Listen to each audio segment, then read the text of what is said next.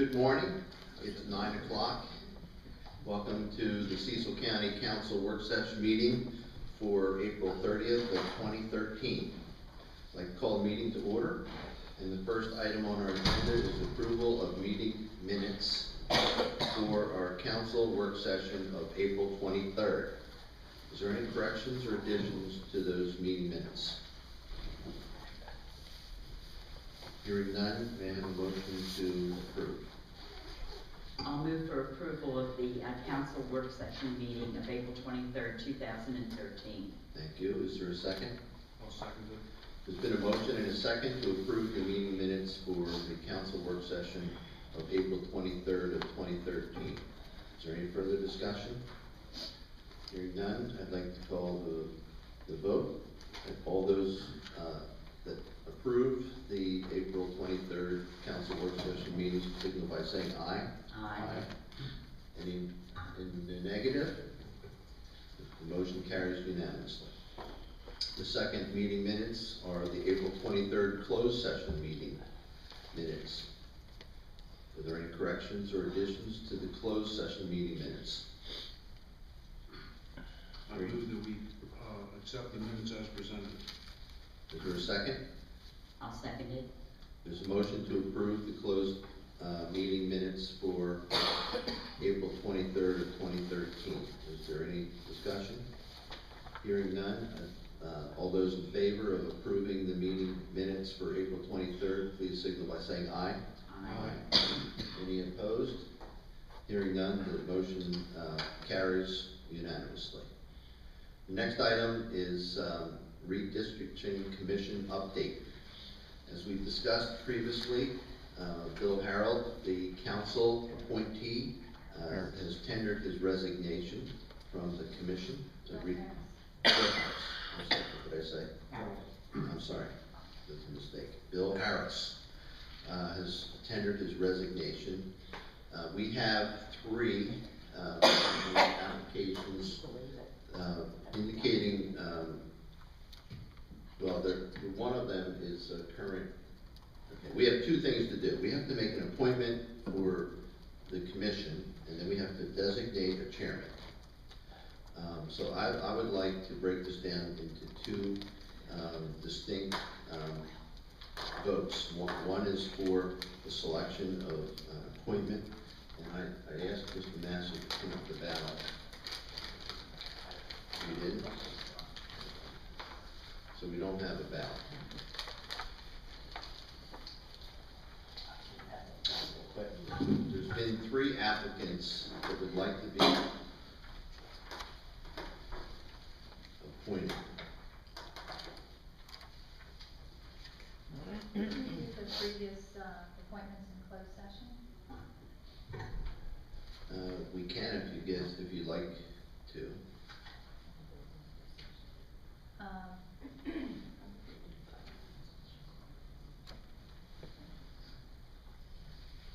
Yeah, because it will go down the path as the same conversations as personnel. Mr. Massey, yes, Mr. Ewing's application is not in this package. That's so sorry.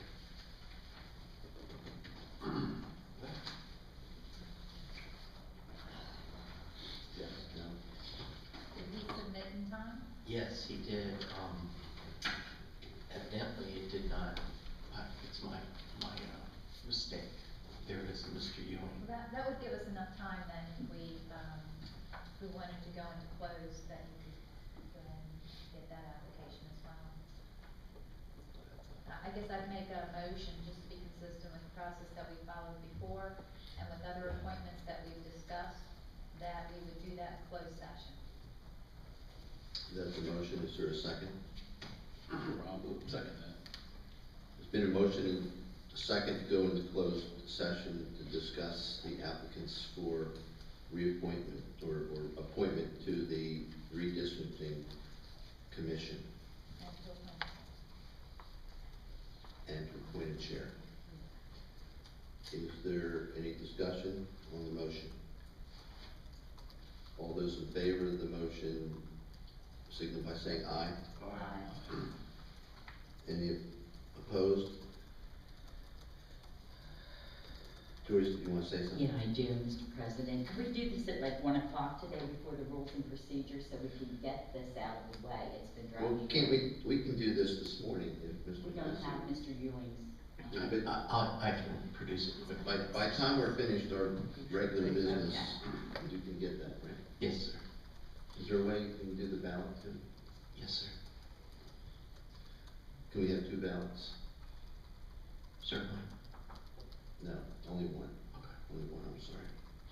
All right, is there any discussion on the redistricting commission other than the appointment itself? Hearing none, we'll move on to, the third item on our agenda is budget hearing procedure. Mr. Massey, do you wanna bring up your concerns and issues? Sure. We want to make this as efficient as we can, and we couldn't anticipate a large volume of people coming to give opinions. And so, if you look in your packet, we have sort of some guidelines we'd like the council to consider.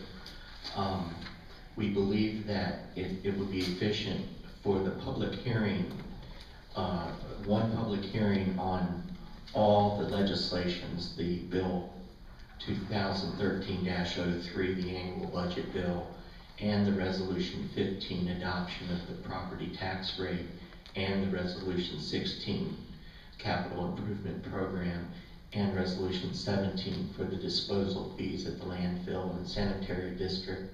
Because these issues are intertwined, we felt as if it would be more efficient, as well as if you do limit the citizens to 5 minutes, if you have them in separate public hearings, the meeting could go on a long time. So I wanted to see if you would consider that. We would have a sign-in sheet, and that the sign-in sheet would be available at 6 when your citizens corner starts. We'd have a table in the lobby for sign up and have staff at the table to help people and eliminate any confusion, and also have copies of all the legislation that we'll be discussing.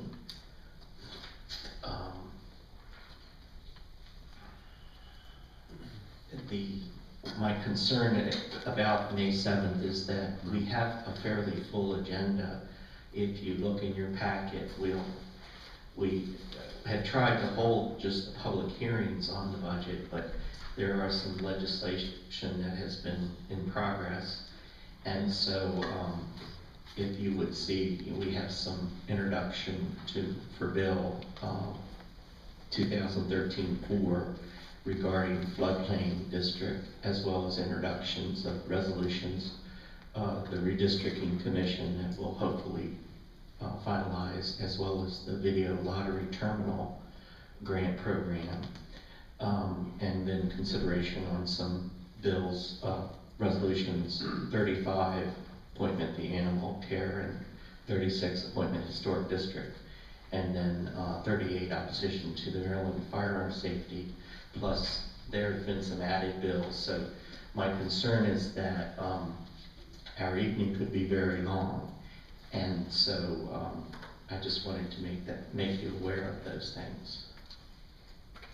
Is there any objection during the public hearing that people, the citizens, can speak to any of those resolutions regarding the budget, including capital improvement, disposal fees, wastewater rates, tax rate, and annual budget, or does anybody want them specifically treated absolutely separately? I would suggest that we treat them separately, because from the past, I've seen how the public hearings just on budget alone is a long evening. And while each of these resolutions are attached to the budget, each one is worthy of a discussion on its own. And to have also I guess that's the Then- public hearing on that but Wait, what happens if somebody comes in and there's, at least 4 of these public hearings? Does that mean we grant everyone 5 minutes on all of them, which means they have 20 minutes each on 4 bills? 20 minutes total, it would take 2 days. right, so that's what you're talking about too, that if, people are coming to talk on the budget, they could also talk about each one of these things, and I'm requesting that we take them off and put them on for a later date, the public hearing, for these No, resolutions. we have it scheduled, it's advertised. We're gonna have a public hearing, we're not taking anything off. The fact is, the question is, do the people have to keep their comments limited to 1 of the bills, or can they speak to any or all of them? Well, sorry, I didn't have the foresight to see that all of this would be put on the same day that we're having the budget hearing. And I totally disagree with that. And yes, they should have 5 minutes to speak on each one of these things, because they're significant. The capital improvement program, that includes the wastewater treatment plant that has gotten so much controversy lately. The disposal fees, that are going up again. The adoption of the property tax rate, that's significant. Although, I think in the past, that has went hand in hand with the budget.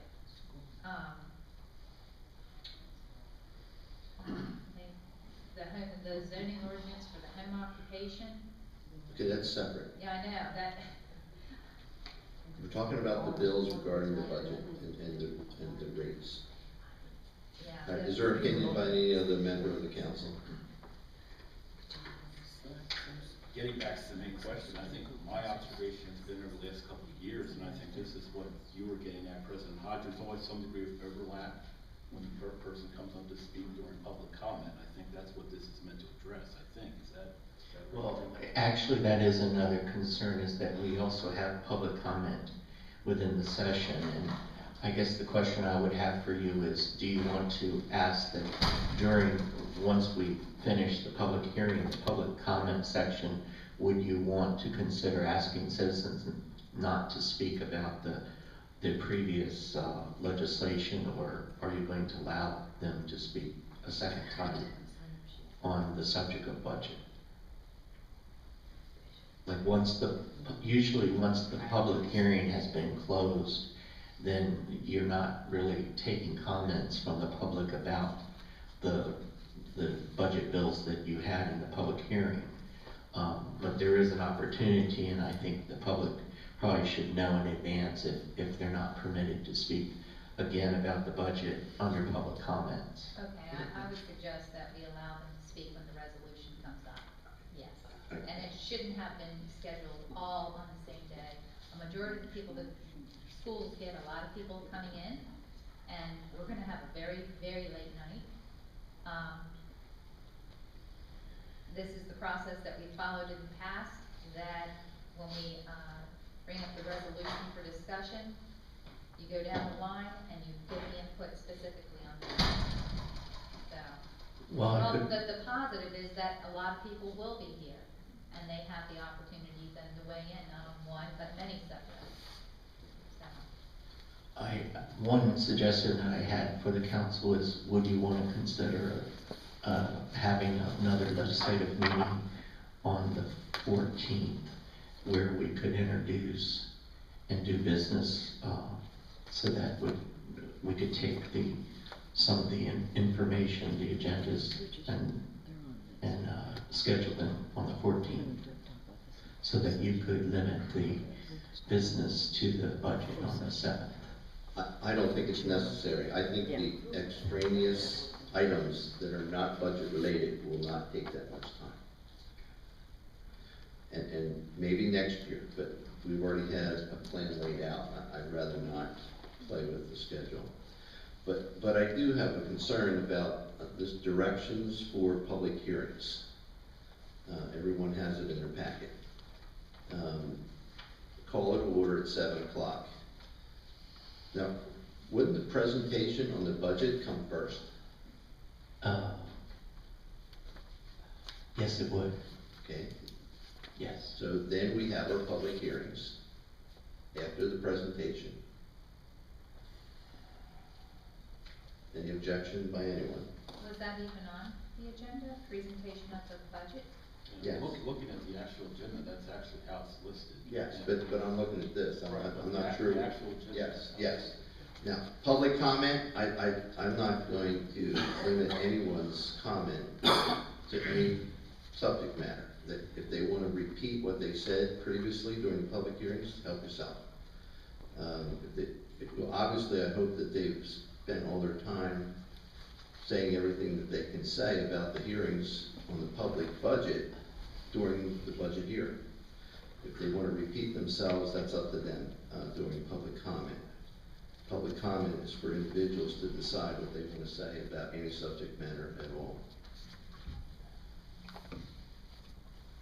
Okay, is there any, all right, let's go back to the public hearings for the budget and all the related budget items, including the tax rate and the capital improvement program. Do we wanna have 4 individual hearings? Or do we want to allow the public to combine their thoughts on any of those subject matters and have one hearing? Or combine any combination?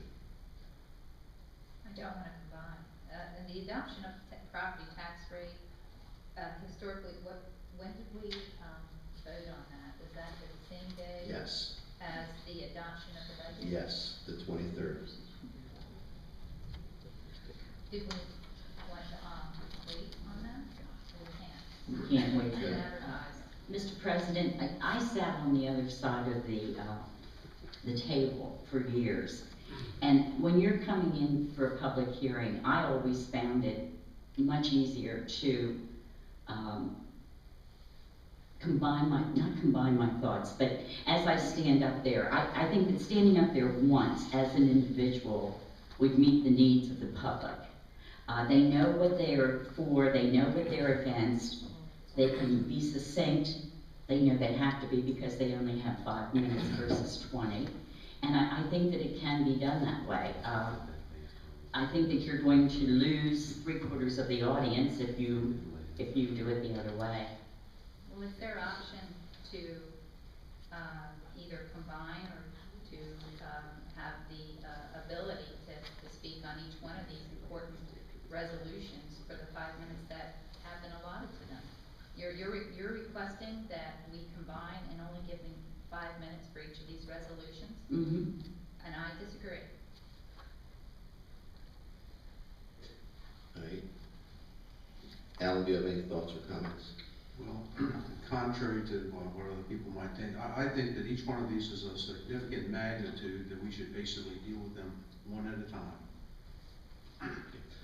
Can I suggest that you combine, can we combine the annual budget, the adoption of the property tax rate, and the capital improvement program, those 3, and keep the disposal fees and the wastewater fees separate? No, I disagree.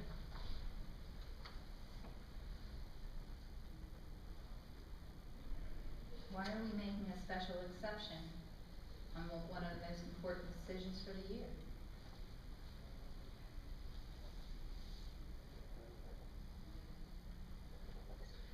All right, sounds like we have several different opinions here. So, somebody make a motion.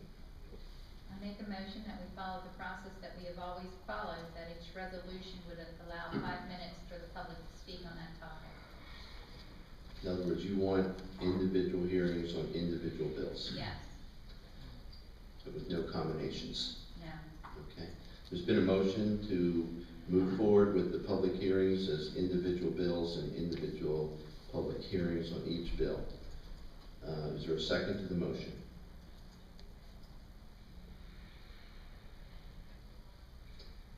All right, that fails for lack of a second. Is there another motion of a combination of any of the 4 together?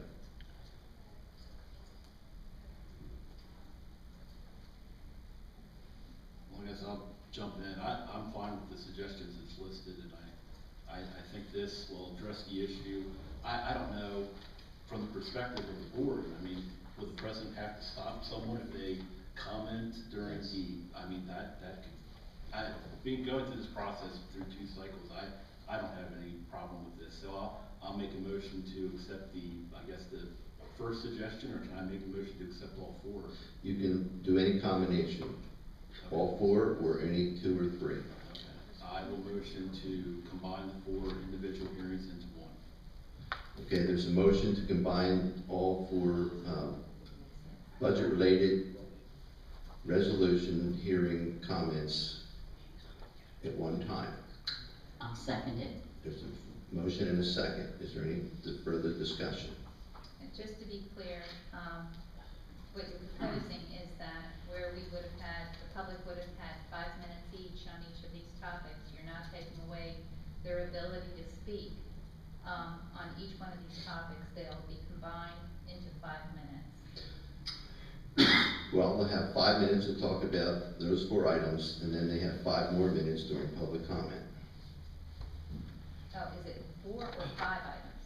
The It's budget? 4. There's 4 items. 4 items. It says here, on the public hearings, we got the budget, we have the adoption of the property tax rate, the Mhm. capital improvement program, disposal fees, and the amendment to the zoning ordinance, home occupation. There's 5. No, the home occupation ordinance is a complete hearing, completely separate. Okay.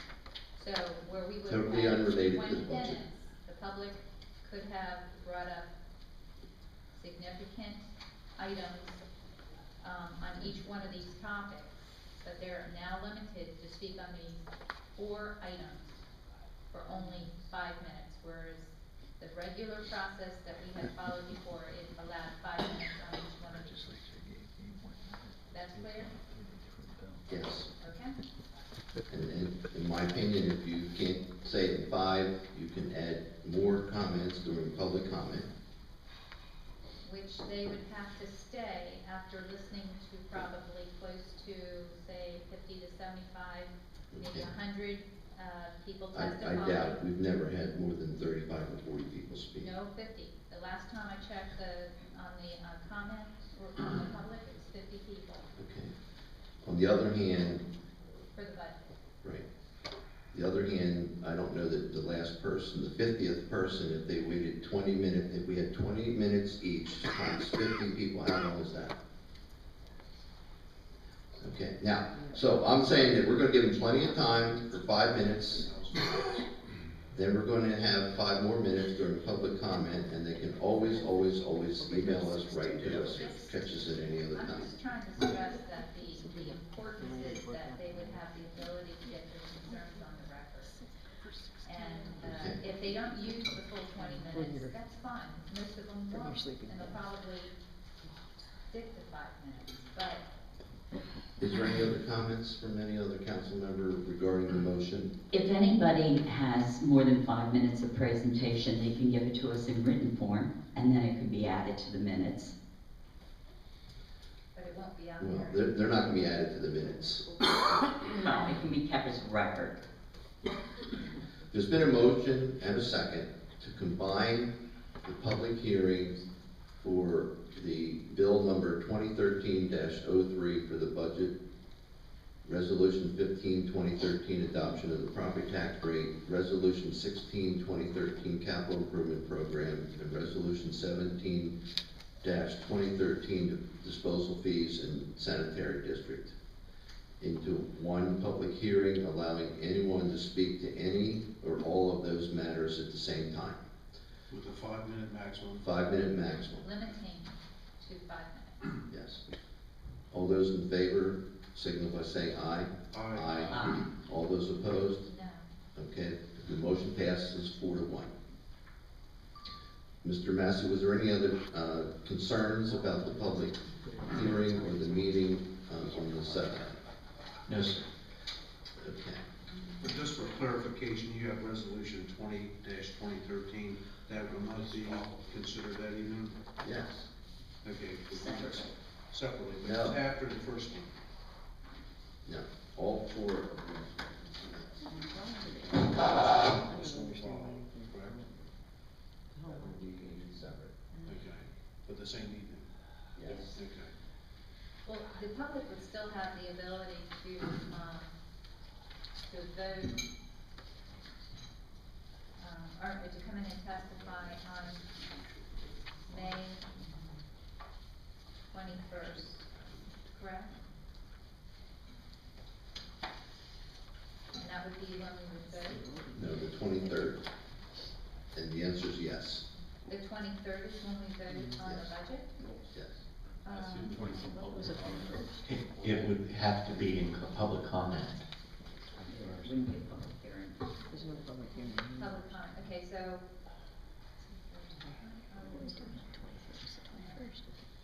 So on, it's, May 23rd is on a Thursday? Yes, May 21st. May 21st. May 21st, I think is Yeah. the adoption date. I'm sorry. It is So it's the 21st, not the 23rd? Yes. Correct. Okay, thank you. I'm sorry. So, during public comment time and even citizens, comment, or citizens corner, if there's any, further concerns, or if there's anything that they want to testify on, they could share. Yes. At that time, and it would be a part of the public record. Yes.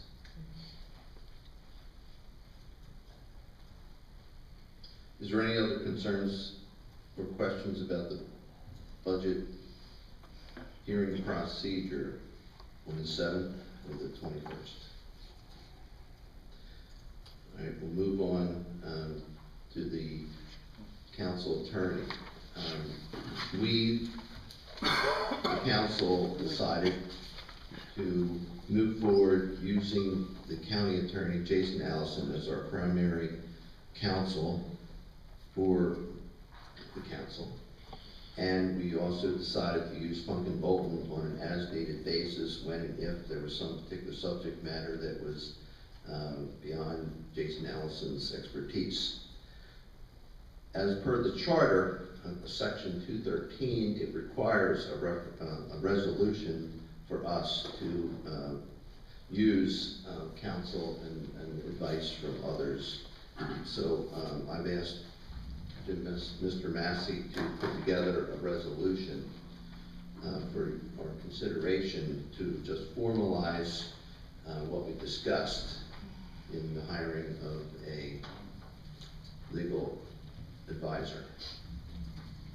I have not read this, but it's being submitted to the council today for your consideration and to be introduced at a later time.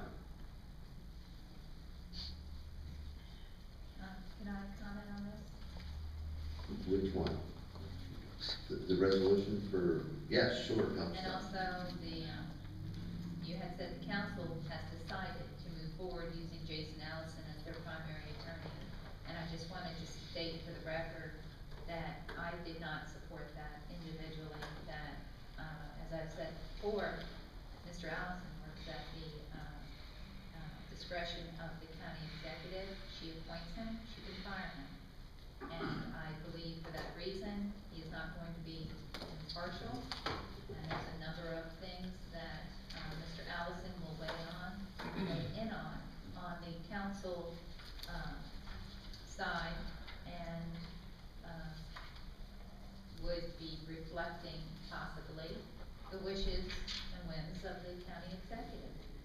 So, I strongly disagree with Ms. Bowlesby's assertion that it was always the intent of the charter that there would not be any other county attorney hired by the council. It was always intended that there would be one attorney, one county attorney that would represent both the county executive and the council.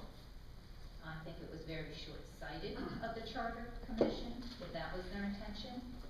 And looking at all the other charters in the state of Maryland, you can see that they do have individual attorneys for that very reason, for both sides. If I may, Councilman Brumel, you certainly can take that section, section 411 of the county charter, and change it by referendum at the next election. But it is very clearly stated in the charter that the county attorney will be the legal advisor to the council. But as, Mr. Hodge had said in closed session, there is also a provision in the charter that says that we can hire, staff as needed. And if it's determined by the staff or by the council that we need, an impartial council representative, attorney representative, attorney hired to represent our interests, then, we would be able to hire them.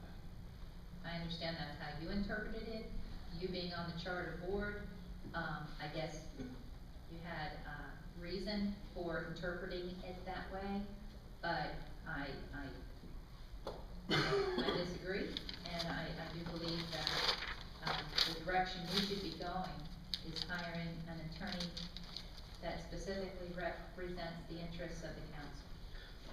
I believe that, Jason Allison, the county attorney, is a very competent attorney. I think that he does represent the county. I don't think he represents the county executive, he represents the county. And his decisions and his interpretations are a matter of legal, advice that he provides based on his, experience and his education, and I believe that he'll do a very good job. And I think it's also very prudent for us, the council, not to have a second or third or fourth or fifth attorney to rack up additional attorney bills when it's unnecessary. I certainly trust Mr. Allison's judgment, and as we discussed before, if there's a disagreement on his judgment on an issue, then we will seek a second opinion. But until that happens, I think that we should continue to use Mr. Allison. It hasn't been proven in my mind that his judgment is flawed, and so until we see otherwise, I think it's in our best interest, as well as following the charter, to move forward using the county attorney as our attorney. Well, seeing the vote that we had taken on hiring the special attorney to represent County Executive Moore in her lawsuit in switching her party, it was Mr. Allison that brought that request before the council to approve that, as needed, that special attorneys would be able to be hired. That was at the direction of the county executive. It was supported by 3 of the 5 council members, which to me indicates that it doesn't matter. I anticipate that rarely will the 3 on this board disagree with the county executive. So I can see why you don't think it's not necessary to have another attorney. Well, we are one government. We're not 2 governments fighting with one another. So I think that the more we do agree, the better. At any event, I'd like to ask anyone else if they have an opinion on the matter, but this resolution will be open for discussion and adoption at a later date. So if anyone has any comments on changes to this before it's introduced, you're welcome to do that. This matter is not final until the resolution is passed. Okay, that's a good point, and I just wanted to bring up too that anytime that we use Jason Allison, we'll still be paying his $125 per hour. So it doesn't matter who we hire for this, it still will be a cost every time we need him. And also, I would like to know, at this time, you know, if we're talking about costs for attorney fees, if we're talking about fiscal responsibility, how much has the county executive had to spend on that special counsel so far, since that's a part of the discussion? Okay, well, we can ask that question later, but that's unrelated to this resolution today. So in any event, this resolution is for your consideration, and if no opinions are expressed, it'll be introduced when, Mr. Massey? That would be May 21st. Okay, so please talk to Mr. Massey if you think there's something that needs to be included. Mr. McCarthy, do you want to say something? Yes, I brought forth the motion to basically use Jason Allison as the county attorney. I believe him to be the county attorney, not the executive's attorney. Furthermore, we basically entered into an agreement, or it's been provided, that we use Funkin Bolton for very special considerations, and very special decisions or information that we might need. I'm very pleased with both of these, and I'd like to welcome and support Jason Allison. All right, the next item on our agenda is council manager report by Mr. Massey. Okay, the council had asked me to contact the United States Army Corps of Engineers regarding what their plans, and if they finalize plans for Pierce Creek. And so I've done that. I'm in contact with Timothy Kelly, who will be the project manager. He let me know that they're meeting with MDA about a proposed design at Pierce Creek, and he's willing to meet with us after they've finalized the plans. I also have contacted Tricia Slawinski from the Maryland Port Administration, Mayor Zhang from Cecilton, as well as Mr. Crowley and Mr. Haynes, to let them know that the council's proposing to have a meeting about Pierce Creek. So I just wanted to let you know that as soon as I find out something from Mr. Kelly, we can try and schedule a meeting. Would also like to let you know that on June 4th, we'll have our first rezoning cases. There's actually 2. And I just wanted to make you all aware that if the new council members, if they'd like to discuss the process with the planning department, I had asked for sort of a orientation. You're welcome to join me or any other councilman, just to be clear on how the process is to be held. And so that will be on June 4th. So if you let me know if you're interested in participating in the orientation of rezoning and how that works. Thank you. Mr. Massey, the proposed design for Pierce Creek, Tim Kelly is the project manager. Yes. I'm surprised that they're moving forward with design without getting the NDE permits. Okay, wait a minute. Who said that they're designing something? He said he's got a proposed design that he's going to show us. Yeah, I'm not sure there's a proposed design. I can read what he wrote. In the next couple of weeks, we will be meeting with the Maryland Department of the Environment to discuss the proposed design for Pierce Creek. Okay. That's all I know. I can try to find out further information, but That's, What about the water system, or the impact to or the upgrades to the public outside the facility? I think that's more critical. So, Very much so. I'm sorry? Very much so. I would like to I have. think the number one priority is how do we fix the damage that's already been done? well, they're both very important because you're assuming the damage is going to be fixed, and if they move forward on this proposed design, then the expansion project is insured. I didn't So try, they're both- I'm not diminishing the fact that there's 2 issues here. One is fixing the water problem, and the other is the reopening if it's gonna happen. And so we need to address both. In regards to the water system, I've spoken to Joe Zhang. They're basically investigating the possibility of taking an 8-inch main line from Cecilton's water system to, I guess it's Westview Shores and Bayview communities.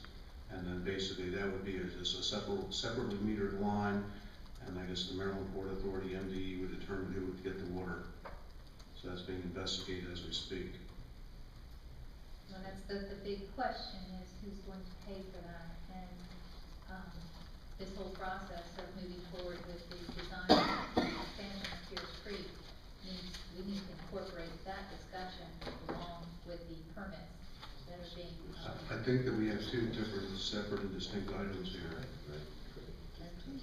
And I think Okay. that probably MDE required a design before they'd issue a permit. It's like which came first, the chicken or the egg? If I were MDE, I wouldn't issue a permit if I didn't have a design plan in front of me, so that's probably why they're submitting the plan. Well, I understand that the plan would address how the water concerns are addressed, but there's current water, concerns that need to be addressed. That's what we're talking about, is it not? Current. Mr. Massey, would you call Mr. Kelly back and ask them if there's a plan? I think the first, I don't wanna get into the weeds on a design until we hear what the plan is. So if they're doing design work, we ought to know what the plan is. And I guess needs to be two plans. One is fixing the water problem that's been known to have happened. And the other is, what's the plan of action for the reopening of the facility? There's two distinct items here. Do they have a plan for both? That's what we wanna talk about. We're not engineers, I'm not sure that we wanna discuss the design. We wanna know what their plan is. And if they have a plan, we wanna know what it is, and that's when we wanna have a meeting. If they have a plan, we wanna have a meeting right away. If they're still planning on it, then we'll have to make a decision. Now, maybe they wanna talk to MDE and have MDE weigh in on different plans, I'm not sure. Okay, do you have anything else to report? Yes, sir. Okay, council member items. Councilwoman Bowlesby, do you have anything you'd like to bring to our attention? Yeah, I did a couple of things last week. Several of us went to the volunteer luncheon, sponsored by the Department of Aging and Mass Transit. It was lovely. And while I was there, I ran into an old friend, Jane Schaefer, who happens to be heading up a heat health warning system for Delaware. After talking with her, I asked her to forward information to both David Trolio and Stephanie Garrity. And it's for seniors, basically, or for anybody who doesn't, I guess, have air conditioning and has health issues.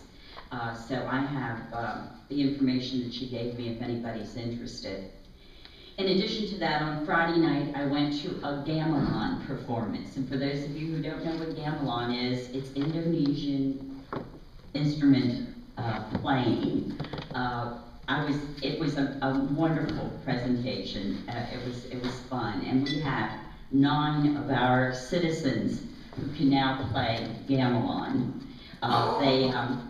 It was at Cecil Community College and was lovely. The Office of the Secretary of State, Director of International Affairs was there, the Consul General of the Republic of Indonesia from New York, and the head of the Educational Affairs and Cultural Attaché to the Indonesian Embassy in Washington also was there. On Saturday, along with County Executive Moore, I attended the Singerly Fire Hall dedication program, and I'm sorry for those of you that missed it. It was a spectacular day and a wonderful ceremony to officially open the new firehouse. And that's all. Oh, one other thing, Upper Bay Art Exhibit is opening at the Arts Council on Friday from 4 to 6, for those of you that would like to attend that. I think it's a special expression of healing that are done by local Yes. artists. If you haven't been to it, it's very moving to see not only the artwork, but the poetry. There's performances by individuals who are involved in the program. It's just a very heartwarming evening. Councilwoman Brunel? I had a question for Al Wine. There was a proposal put in by, the lady who, was heading up the Indonesian, Mimi Strickler. Mimi Strickler, thank you.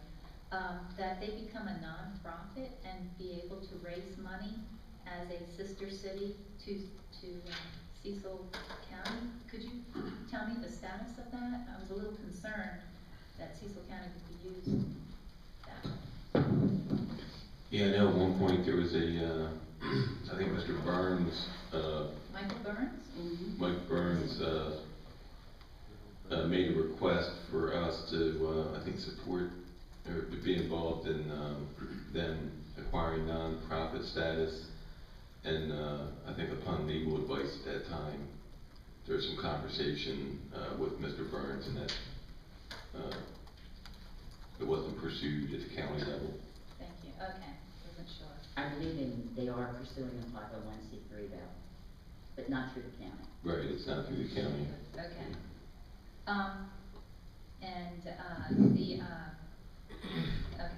Last Friday, I attended the executive committee meeting for the Clean Chesapeake Coalition. We had discussed a number of, items. We reviewed their previous scope of work, accomplishments, and planned scope of work, should the counties decide to fund again for fiscal year 2014. Just want to give an overview. The counties which are currently members of the organization include Allegheny, Caroline, Carroll, Cecil, Dorchester, Frederick, and Kent County.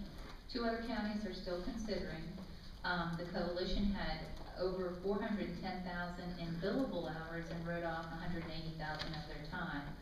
Last year, Cecil County voted to support, and we provided 30,000, I believe, in funding. For that amount, we had strong representation in Annapolis on proposed bills addressing TMDLs, oyster industry power dredging, and the Chesapeake Bay. The coalition also represents us on the federal level regarding the relicensing of the Conowingo Dam, and has attended numerous meetings on the local level regarding tier maps and encouraging the counties to schedule meetings with the Bay Cabinet. I just wanted to say something. On the federal level, I'm signed on with the FERC, the Federal Relicensing Commission for the utility, for Exelon, that whenever there's an update to that specific case for the Conowingo Dam, I get an email with the item. And I'm always impressed by how quickly Funky Bolton responds when it's significant, and that they can request further information, or information comes out that shows that we might have an opportunity for bigger standing on this issue. Let's see. The coalition also represents us on the federal level, and they have attended numerous meetings on the local level regarding maps and encouraging counties to schedule meetings with the Bay Cabinet. The website, it's now active. It's at www.cleanchesapeakecoalition.com, and there's a lot of information on that webpage. There's also a Facebook page. One of the most significant achievements from the coalition is the acknowledgement by the state of Maryland that the sediment coming through the dam has to be addressed. Bruce Michael, Resource Assessment Service Director in Maryland Department of Natural Resources, publicly announced that Governor O'Malley has established a high-level work group to begin addressing, assessing issues related to the Conowingo Dam, and he also admitted that at least 50% of the sediment comes from the Susquehanna. The coalition has provided direction on what our WIP plan should contain, and have researched how coordination is relevant on the federal level, which mandates that prior to a federal law being imposed, the federal government is obligated to coordinate with the local jurisdictions and their laws before the law is implemented. The Clean Water and Clean Air Act both state that coordination will occur on the local level. Fred Kelly Grant is an attorney that specializes in coordination procedure. In up to 14 cases he has challenged, he has won. The amount that Funky Bolton is requesting for the year is, I believe, $300,000 right now. That would require $43,000 from each county. This funding would include the $20,000 to use Fred Kelly Grant as a consultant should we proceed with coordination intervention. We need to have a discussion on if and how much we should fund the coalition for fiscal year 2014. It's my opinion that they have been effective in providing representation for our county to promote our concerns, intercede on our behalf, and affect change on state of Maryland legislation, which is short-sighted and ignores the real impacts to the Bay. The volunteer luncheon organized by our senior services department is always uplifting. An uplifting event, and one I look forward to each year. The amount of volunteers and the many different jobs they do for those in need, or just to make a positive difference in this world, is very encouraging. And they are a wonderful example in how you can make a positive difference in a community. And that giving of your time doesn't just benefit the one who receives the gift, but also those who give. On Thursday, I participated in a phone conference for the Upper Shore Regional Council. We'll review the budget for the upcoming fiscal year, and we will be receiving additional funding from the state of Maryland. Some of the projects which we'll be focusing on include the strategic plan and focusing on our top goals. These goals include jobs development and recruitment, and we need to coordinate the findings from the recent job study by Ani Bonbasu and with the college. So, that's all. Thank you. Councilman McCarthy? Yeah, just a number of things. Last Monday afternoon, there was a tremendous explosion in Cecilton, Maryland. Apparently some type of a soda rocket bomb was basically exploded by a number of children. It shook the building, supposedly the library, and rattled the windows. The police were called. They've identified the perpetrators of this, but they're teenagers. I don't know what's going to happen, but it's important to know that these things can be quite destructive. And if they're picked up by some unsuspecting person, you can certainly lose your eyes, your fingers, or even be severely burnt.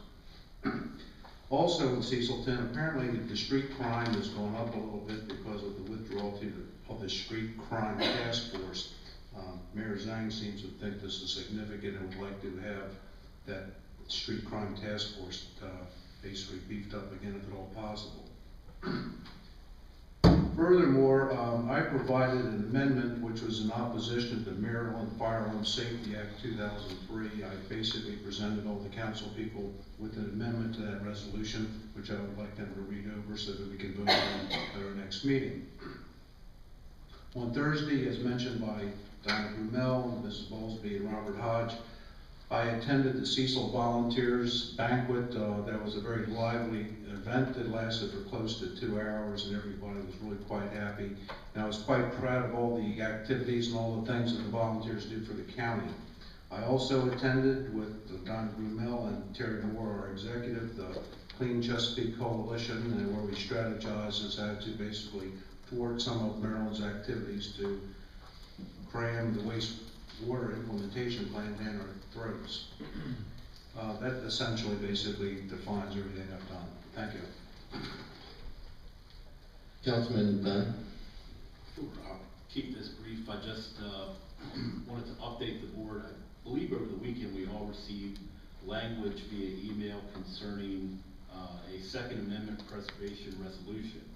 And this was basically the language that was developed by, I believe it was Commissioner Rothschild and others, and posted on his Uphold My Oath website.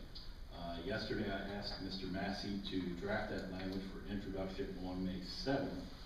And with that being said, I find no fault with the resolution that was brought before the board 2 weeks ago. I haven't had a chance to review what Councilman McCarthy offered up as amendment or amended language this morning. But I've heard from many citizens. I've seen a number of letters in the paper. I've received emails, and quite frankly, I agree we need something with a little more teeth to it. And this resolution does contain more assertive language in it to protect our Second Amendment rights, and I believe we're trying to effectively nullify this law if we can. So as soon as we finish up the draft, which I think hopefully will be today, I'll ask Mr. Massey to send it out to everyone for the review upon completion, and hopefully get your thoughts. So, thank you. Mr. President, Mr. Massey, with your permission, might read the amended resolution into the minutes. I have a copy that we received regarding those amendments, those proposed amendments. I think there was 4 of them. And, I think Councilman McCarthy was asking. Hold on, which You were asking for resolution are you yours, talking about? right? You were asking for yours. Yes, yes. I don't think it's necessary at this time. I think what we need to do is read it first. And then, at our next meeting, we need to decide whether we're going to, somebody needs to make a motion at our next legislative session to amend the original introduction, then we'll read it at that time. And if there's if it's agreed that there might be another direction that we would want to go, we may withdraw that resolution, in favor of an introduction of another one? That's what I'm having drafted right now. Okay. The language is- This one's already on the table. And I thought, I'd asked you this before the meeting, now this does not incorporate any of the language from Rothschild's website, or is No, this? it does not. I've not even looked at his website. I did hear him speak, but I've not incorporated anything, to my knowledge, specifically from his website. There probably is common terms, but I'm certain you'll find there's anything. All right, at our next work session, this will be an item on our agenda to decide whether we want to have one or two resolutions, and, do we want to combine them together? Do we want to incorporate, Mr. Dunn's suggestions or Mr. McCarthy's amendment? After, we don't even have Mr. Dunn's language yet, and we will read Mr. McCarthy's language between now and then. So let's become informed, and then we'll make a decision next Tuesday. Is that fair enough? Fair enough. Yep. Okay, is there any other business for the council?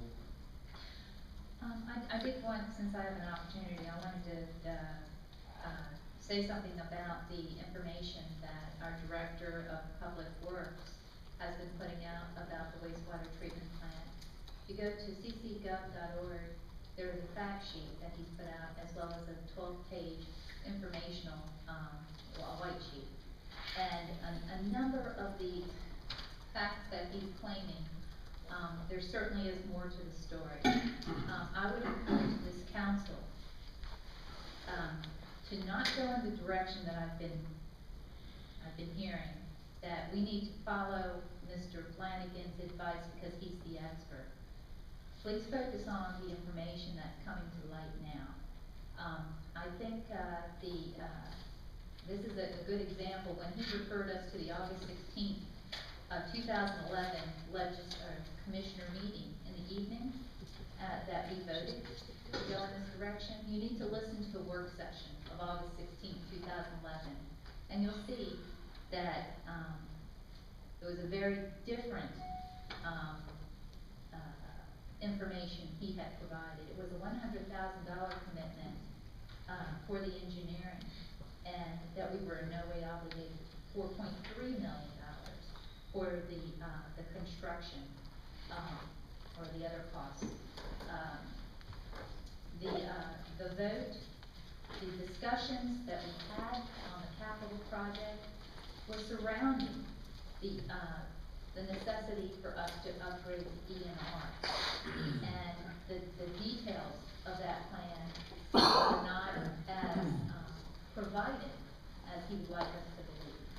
And once I started receiving more information, and it coming to light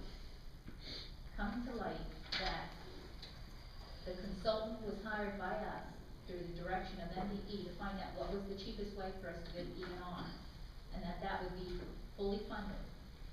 The $9.2 million from GHD was our initial cost that we sent in. MDE came back and said, no, we'll even give you up to 10.9. And we agreed, this is the cheapest way that you can get to ENR, it being fully funded. We need to look at the growth projections for this area. We need to look at the long-term costs and the highest and best use for funding $30 million. Shouldn't we be putting that money in infrastructure on the growth corridor, where we can attract growth that helps pay for the expansion of our treatment plants? So there's a lot more information that we can consider as council in how you vote on this issue.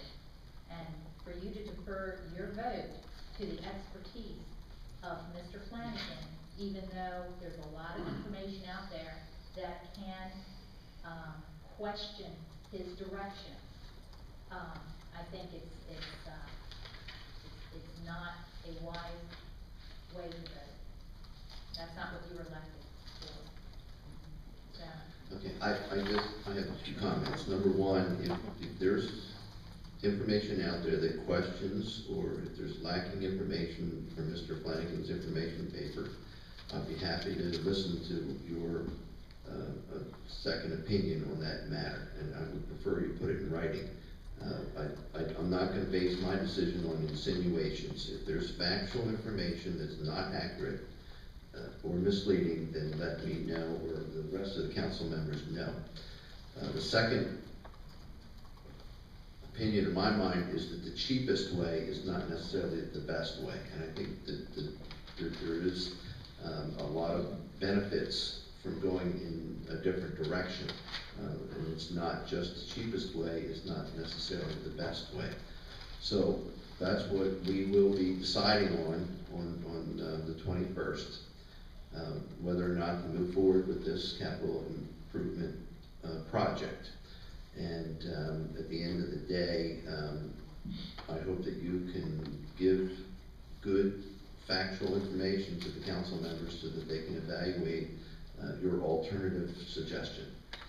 Well, I believe I have started doing that, on my blog, dianabertle.com, I've listed my concerns. I saw after, Director Flanagan put together the fact sheet, I also started putting together a fact sheet, which I'll forward to you, and I can, it's a good way to get the, information out there, in smaller bits, of information to where it's not overwhelming. And I think you probably agree, this is something that is very detailed. The last few months I've had a crash course on wastewater treatment plants, and I still feel, and I, admit that it's a very detailed, science, industry. And, I have gone to people that know this industry, and they've looked this over, and they've had grave concerns. I can list some of the things I've already put together. You put it all together at one place at one time and give it to us in writing, all of us. But I wanted to take you back, President Hodge, to where on the day of the consent order vote, you had said that you agreed that DPW has not been forthcoming in how they went to the, what do you call that, membrane bioreactor process. How did they choose that? And you believe that they would provide, supporting data to show how they got there and why they chose it. You heard the same things that I did, and I would be very surprised that you can say that's enough information. I want more information, and I have a feeling it won't be forthcoming because it's not there. And for him to put two people on an airplane to go check it out and how it's operating in a different plant, not ours, isn't good enough. And not to see the information of the other processes that they have identified isn't valid. The cost to the filters is large. The process, for the operation costs, the electric for this MBR process is very expensive. Okay, if you have questions, if you have more information. I would hope If you- you my have question- questions I and would more hope information, you then please have put it more right. questions. Okay, Why am I I haven't made it, being no one's made up their mind yet. No one's made up their mind yet. This is not a decision that's done. We're still evaluating this. All the council members are getting, public hearings and more information. You've made up your mind that we've made up our mind, and that's not the Okay, case. that's good. So, now, you had What are said, you concerned with? wait a Tell me minute, what let are me you finish. concerned? You said that you have more questions, and you need more information. Would you please put that in writing, and so that we can give it to the executive or the Public Works Department? If you have more concerns and more questions, let's get them addressed before the 21st. Well, I don't think I said I had more concerns and more questions. My question is to the council, why aren't you asking more questions? And the information I've already gathered should be concerning enough. Okay, all right, we will be going into closed session. I'd like to have a motion to go into closed session, and how much time do we need to get the information that we need? Mr. Ewing? 5 minutes. Okay, so, May I have a motion to go into closed session? I move that we go into closed session. Is there a second? I'll second it. Is, Mr. Massey, would you, explain the reason why?